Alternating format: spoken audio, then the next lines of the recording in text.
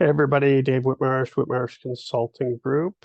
I'm doing a little CEO interview podcast here with Duane Edwards, co-founder, founder, originator of Teamatics. All of the above, yes. All the above, right? And chief product officer, right? So, um, I guess Duane and I give you a little history here. So Duane and I have probably known each other for about 4 years. All right. Yep. Um, just over the last 3 months, we've had many conversations, and I really like the direction of the product. I think it's pretty exciting. But to be perfectly honest, I don't know how he got here. So welcome, Duane.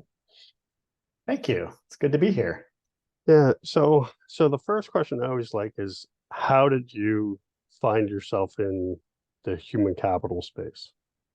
That's a good question. Very good question. That's been quite a evolution, a lot of twists and turns. I'm a software entrepreneur, so I've been doing basically SaaS products since before it was SaaS.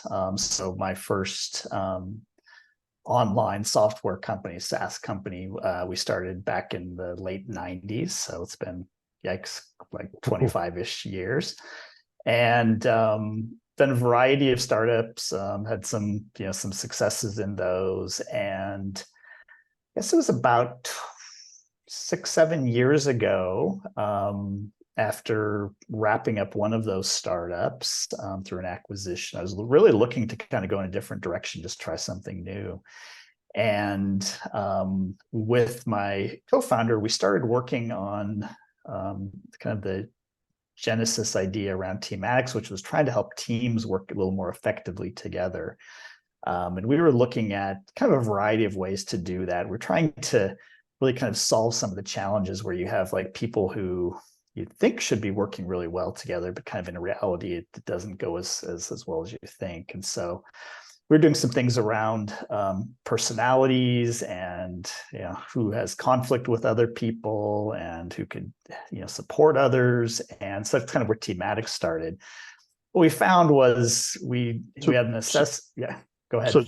So that's interesting. So really, what you thought of doing was creating a product that you felt was missing when you were in the business world as a owner. Absolutely. Yeah, because I saw so many times when you'd be hiring people, you'd have these great individuals who just would not be successful as a team. And so we looked at it from a personality assessment standpoint, and actually developed our own assessment to help understand different strengths of individuals, how they work together, and kind of ran into our first challenge in that it wasn't a validated assessment. And so that was really our first introduction to HR. As we were going into these organizations and they were sending us to HR, and what we would get was your assessment valid? And it's like, no, it wasn't. So what the feedback we also got was, well, could you help us understand the skills of our people? Who has skills in which areas? And so it's like, okay, yeah, we can do that. So we started there, and then realized in fairly short order that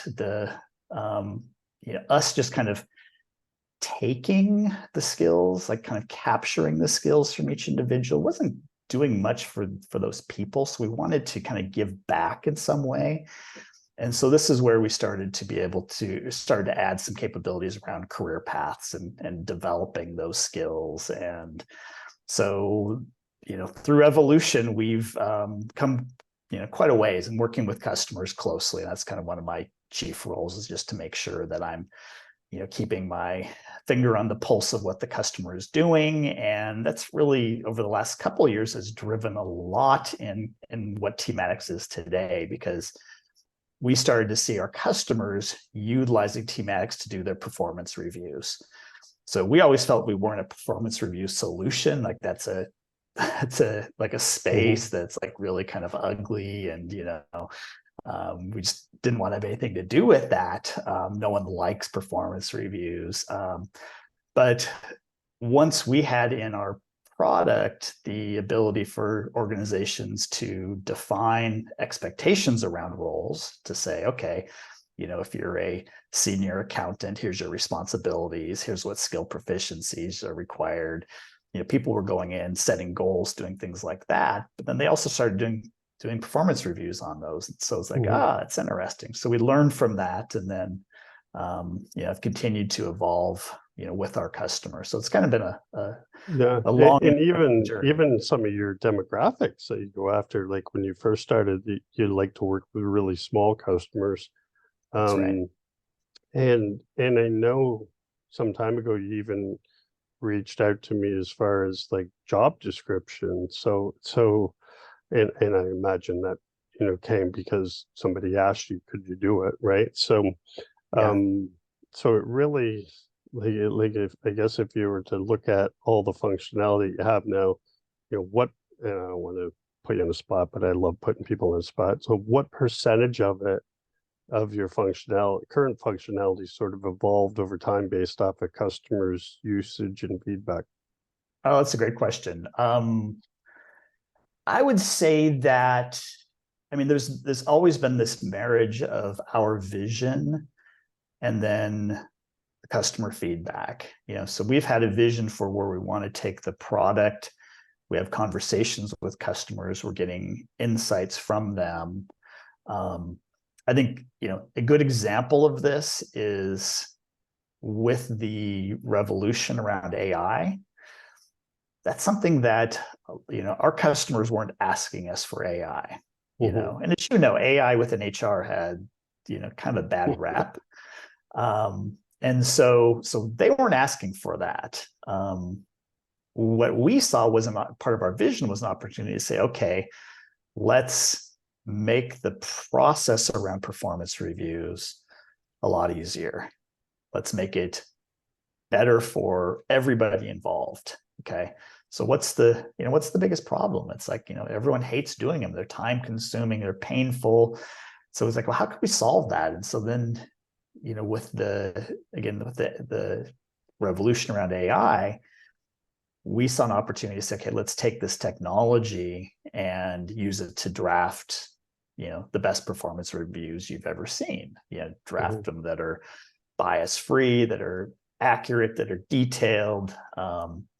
And so that was mostly vision. But then, through conversations with customers, we get a lot of good feedback on how we can bring other elements into those and, and take those to the next level. So it's always like I wouldn't say it's a split. So it's probably 80% is our vision, and 20% is then the feedback that refines it. And so when you jumped into the HR space, what was something that from the landscape, from the practitioners or the vendors, that really surprised you? Or that's a good question. Yeah, that's a good question.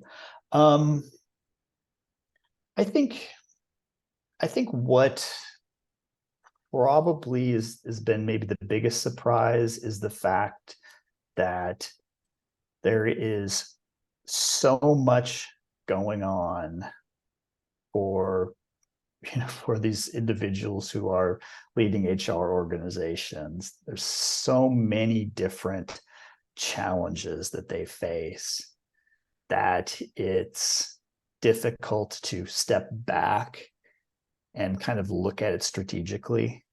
I'm not saying that they don't look at it strategically, but it's just hard. It's just, when there's so much going on, and we, over the last,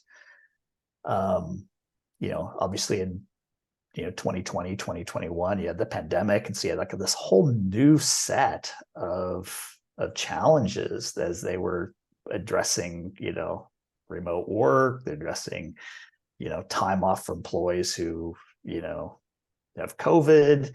There's just this layered onto all of these challenges that already exist around the business cycles and, and high growth and then shrinking and all of this. And so we as an organization, me and just my experience, I really felt like, hey, we have something that's like super, cool and beneficial here, this is gonna be really easy to get in front of these people and show what we're doing. It's a little more challenging, you discover, because there's a lot going on, a lot of noise. And so that's something where not coming from HR, that was a surprise for me, is just like how much is going on all the time and how difficult it is to step back and kind of look at some of these next generation solutions that are changing the way people think about things.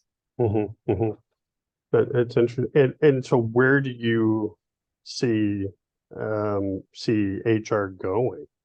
Like, what direction do you see going?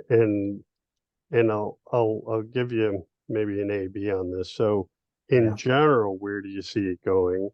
And then where do you see the technology landscape going? If Yeah. you could, and I'll start by saying, when I got into HR, I was fluky enough that my second day on the job, I had breakfast with Dr. Jack Fitzens, which owned the Saratoga Institute and was the founder of Human Capital Metrics. And that just blew my mind away. And he kept saying Yeah. that we need to be more strategic as an HR with, with data and Yeah. analytics to get that seat at the table. And Yeah. then when I started my business in 2014, I was looking forward to getting out of HR because the HR didn't have a seat at the table, right? And it Right. was just Right. frustrating. And I went more towards the sales and marketing, and then like a vortex got sucked back into HR again. So Right. so that's where I'm saying, do you that's why I gave you the technology and the functionality standpoint of it. Yeah. Yeah.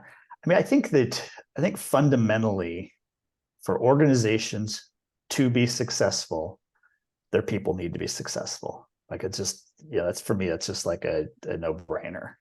Mhm. And HR has the opportunity to, to be the driver of that, to make sure that, for the full life cycle of an employee, they can be as successful as possible. And so whether that's, in the early part and making sure that you have the right person for that seat, and then as you develop that individual, as you provide them career paths, so, human capital, like looking at the capital part of it, and then saying, these are humans that, are all kinds of human aspects, challenging aspects to them. We're all individuals. We all have our own, our own experiences, behaviors, personalities, etc. To get all of those aligned in a way where each individual can contribute in a way that is fulfilling to them, so that they are, as engaged as possible. And you see the numbers, you see we all know the challenges around this. That is where HR has to go, and where they can be so impactful in an organization, is just like, okay, how do we make each person successful? Now, for me as a technologist, I believe that, technology is going to play a big part of that.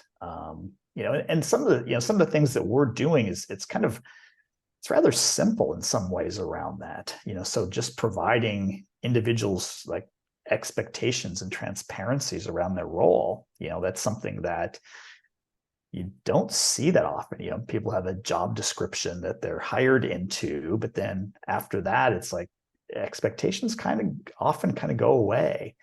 And so being able to provide those expectations, to use technology to then, get feedback on how individuals are doing, to set good goals, to give them the resources they need to achieve those goals, give them the career paths, like all of this is how technology can help each individual be as successful as possible. And I think when someone's successful, that's when they're engaged, when they know that they can go in, sit in that chair, or stand into that standing desk or whatever, and spend their day in a way where they're fulfilled and successful, then it's a ground up approach to successful organizations. And again, I think that technology is the key to that.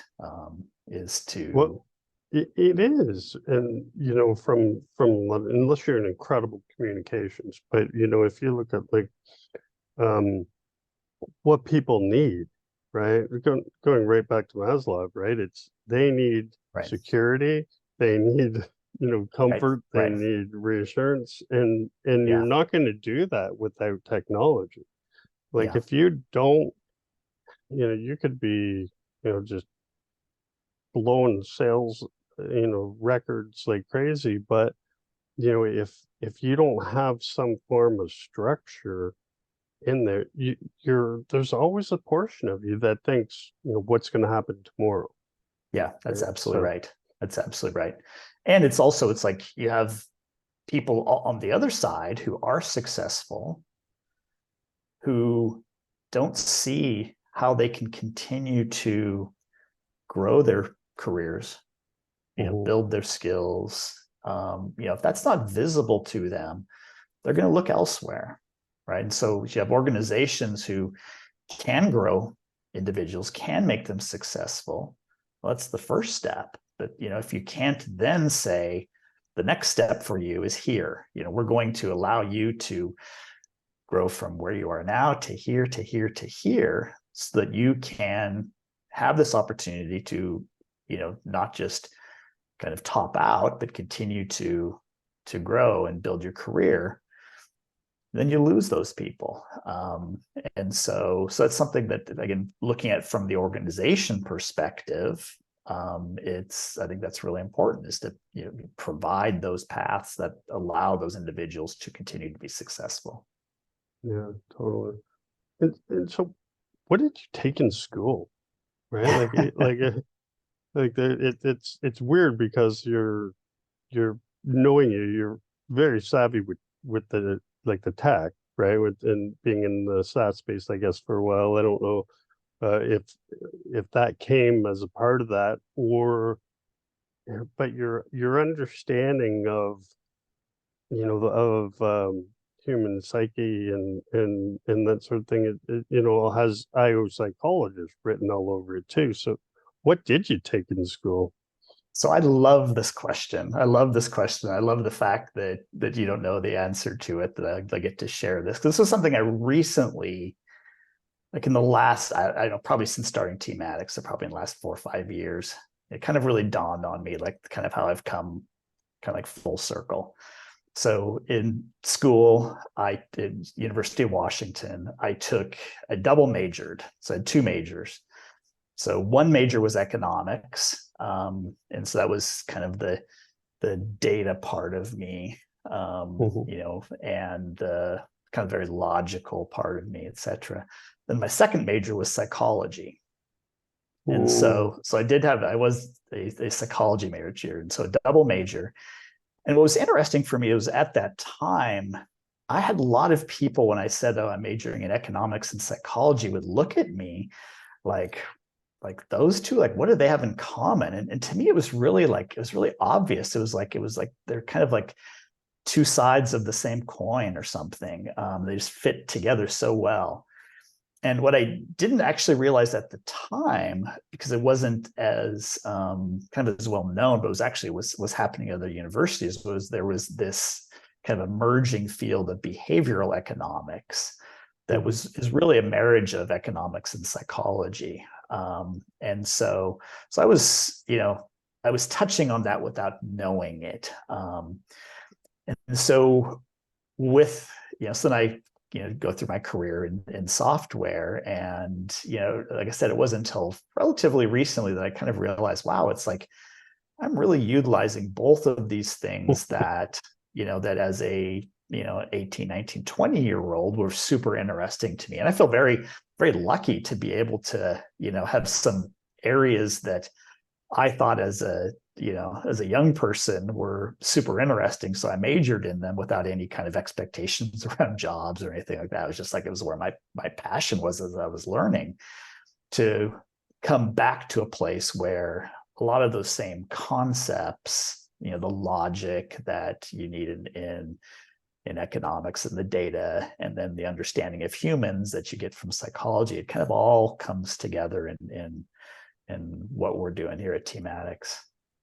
Interesting. It's funny you say that. Really, if you look at it, it really is, that's before HR degrees. We're the same age, right? So that's before Yeah. HR degrees existed. Yeah. Right. And Right. and Yeah. and my wife, who's a marketer, is going back to school to get another degree in psychology, Oh, right? So interesting. she Right. so she Yeah. sees the similarities between marketing Yeah. and in Sure. psychology.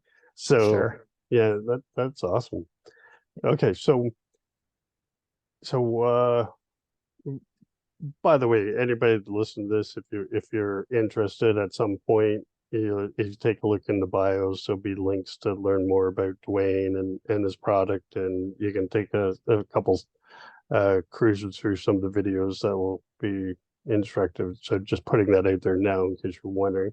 But really, so when give me an idea here of you know when a customer calls you, and they're on fire, like what is a perfect situation for Teamatics to go, it's okay, right? We can help Yeah. you. Like what is an ideal issue in the business world, um, or a perfect engagement look like for Teamatics?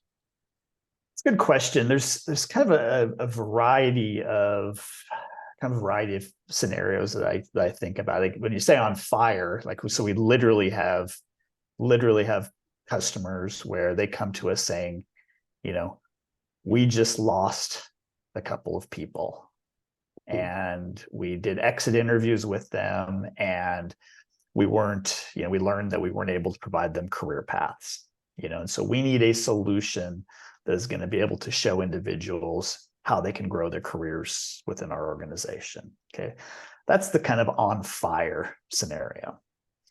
Another scenario would be an organization that, has either just gone through a performance review cycle or gone through an employee, all hands survey, something like that, or has like one coming up, and actually this is kind of like the time of year a lot of people are Mhm. thinking about it. So I know there's people out there that are thinking, okay, we have our performance reviews coming up in, whether it's December or January or whatever it might be, and kind of looking at that with some dread and are saying, maybe there's a different way forward here.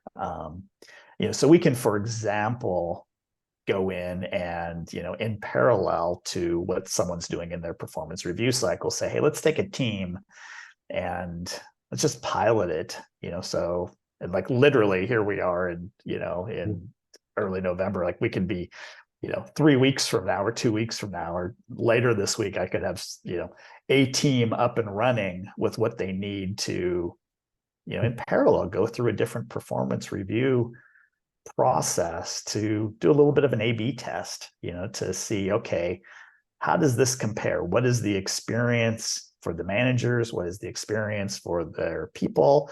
What is the experience for HR? So that as they're thinking about, what's coming up next year around this, they're in a position to make a decision on, what's going to deliver the best results for them.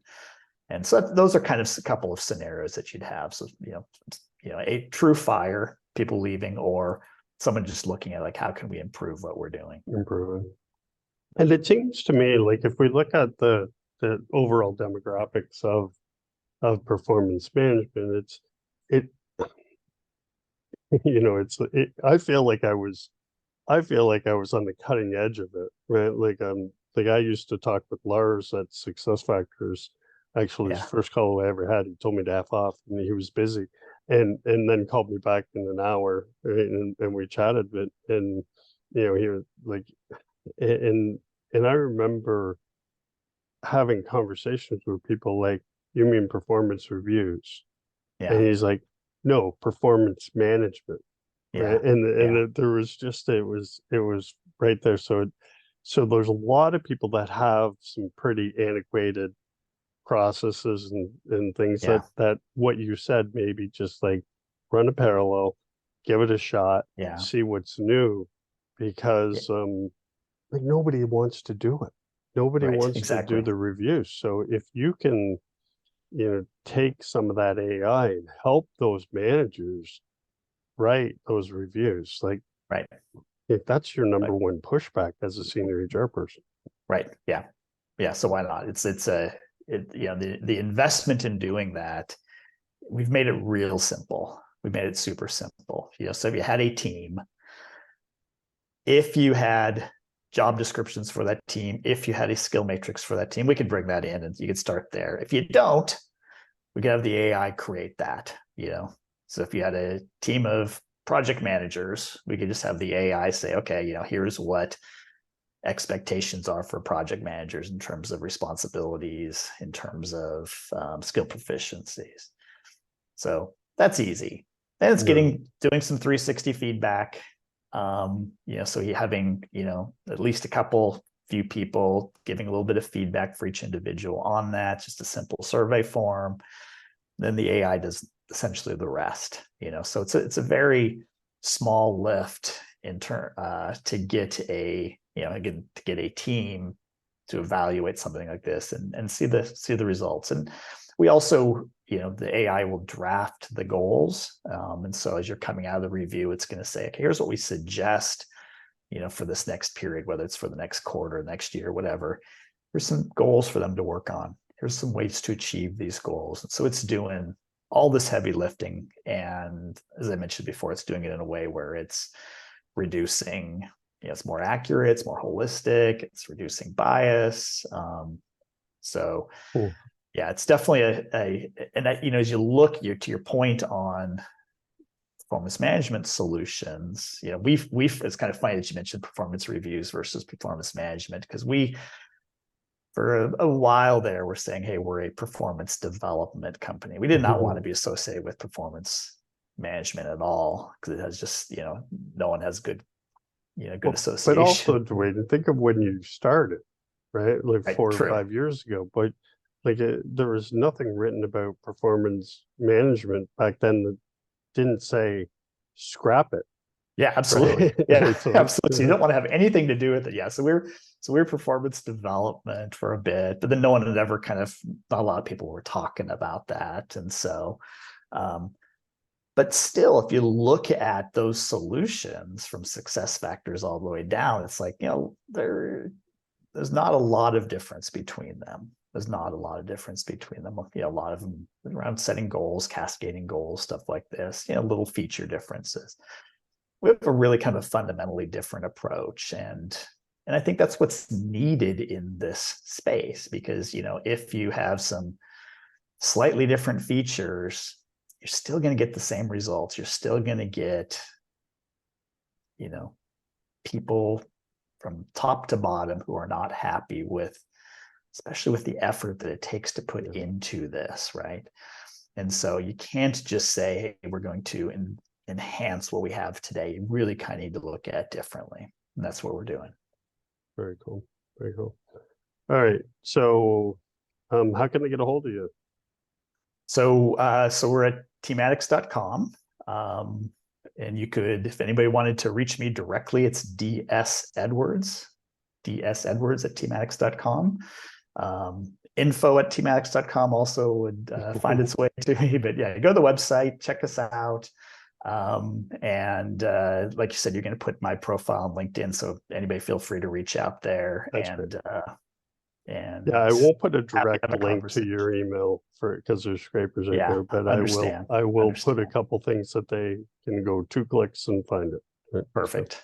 Perfect. Well, we appreciate awesome. the opportunity to chat about this, David. It's been a lovely conversation. And Yeah, I'm very glad I asked about what the heck you took at university, because yeah, me too. that Me was a too. good run. Yeah. All right, thanks everybody. Thank you.